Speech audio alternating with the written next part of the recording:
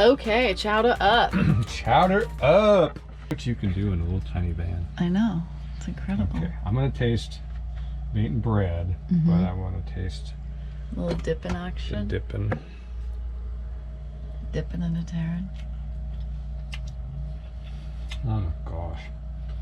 Oh, here, taste this thing. So it's different every time. It is. It's never the same. We've had this dozens of times here. That's like if you just had an appetizer in a restaurant, like a bowl of that with bread and butter to dip that in. That's my appetizer. That's so good. So How'd the new spoon work? amazing. This is a piece of cherry branch from Lyle and Diane's tree. Thank you, Lyle. And the salmon also came from Lyle and Diane's grocery store, so thank you. Oh, it's a Matson dinner. It is a Matson dinner. Okay, I'm gonna eat now. Okay. I think I'll use a mesquite spoon. No, I'm excited I have a pot this big that's full of it. because the one thing I do know about this is day 2 and 3 are way better. Yeah.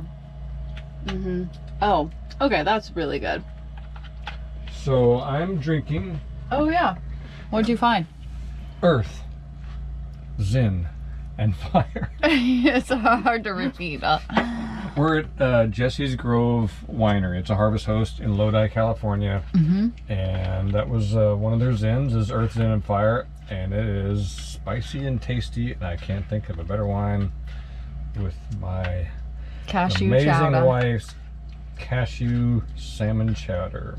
And tomorrow we're going to stay at another Lodi Harvest Host. So I guess you could say we are Stuck in Lodi again. I was going to try to do that, but stuck in Lodi again. Little CCR action. Yep. All right. I gotta get on this. I can't always just be filming. I want to eat. Thank you, sweetie.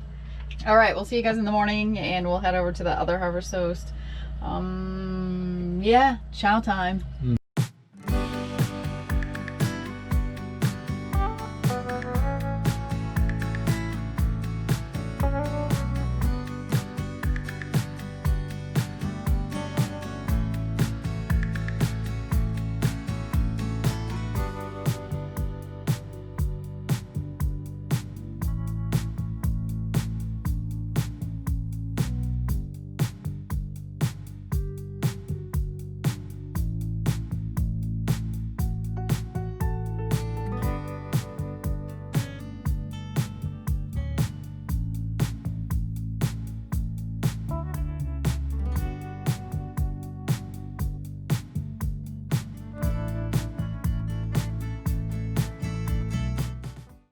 Dave did a wine tasting, Heritage Oak Winery, and he got a couple bottles of wine, so I guess it was good.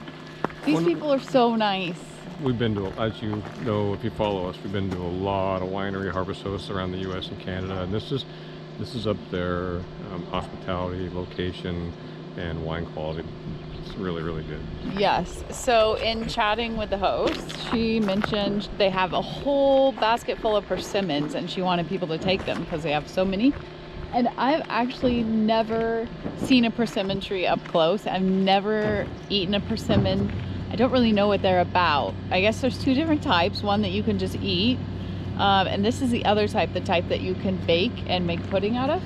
But this is the tree, and this is how the persimmon grows on the tree. And I guess once they have color on them, you can pick them, but they're still pretty hard. So she said put them in the freezer overnight, and then they'll soften enough that you can cook with them. So I'm gonna look up some persimmon recipes and see what I can come up with. Check out the grapes. Yeah. Another thing is she said that there's just too many grapes produced in this area, so a lot of them have gone to waste this year, which is really shameful to see. It's crazy. We've been driving and we see all these grapes on the vine, and I didn't know why, but that's what she said. Look at that. Look at all that wine just laying there.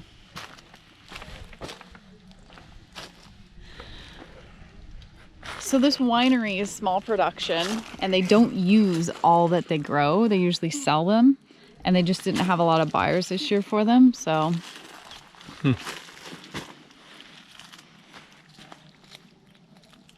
But they made some good wine.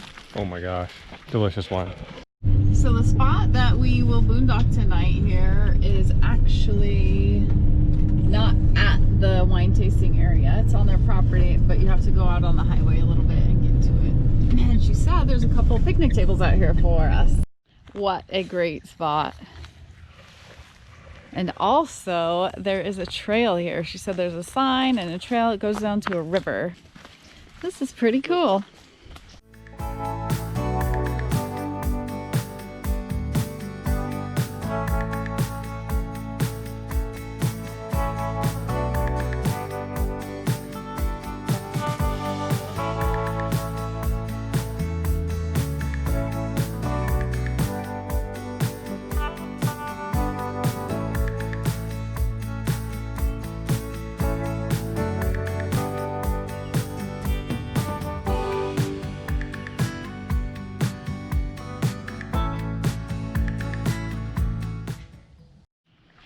We are staying a second night here.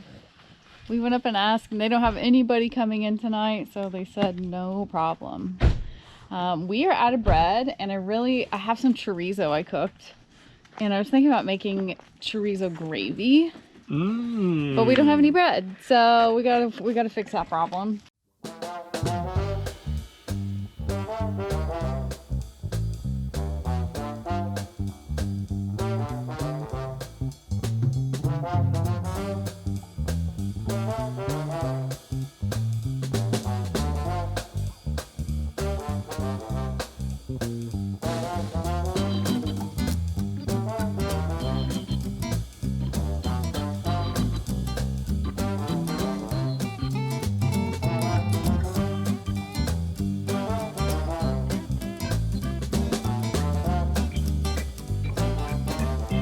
That's it, huh? I guess.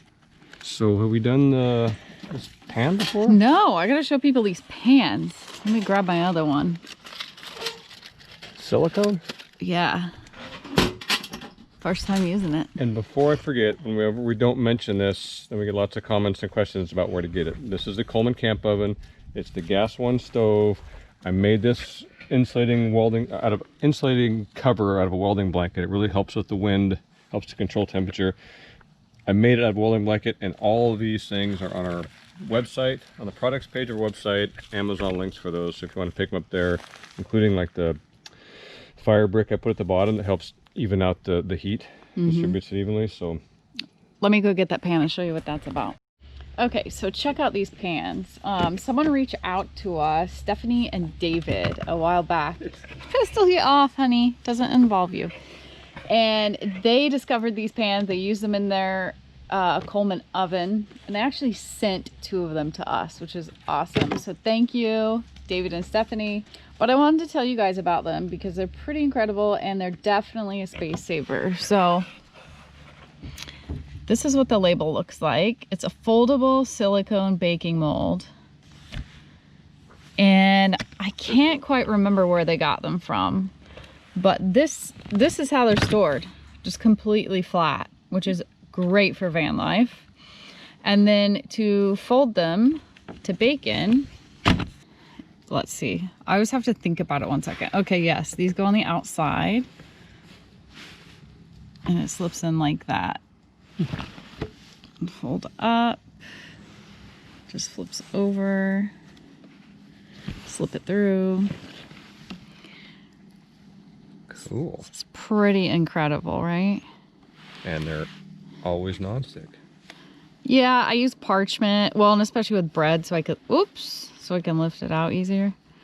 But yeah, this big pan I don't have to store like this, which is what I was previously using, a stainless steel pan. Well, I don't think stainless steel, whatever. I was previously using a baking pan that was this big, and I had to store, and a bread pan. So now you just pop it out, and then it goes in with my plates, flat as a pancake. It's like magic. Thank you, Stephanie and David. They're working great. We'll see how it goes. I didn't use regular flour. I think I used like sprouted wheat and then some oat flour. So You just do you. I mean, it smells really good.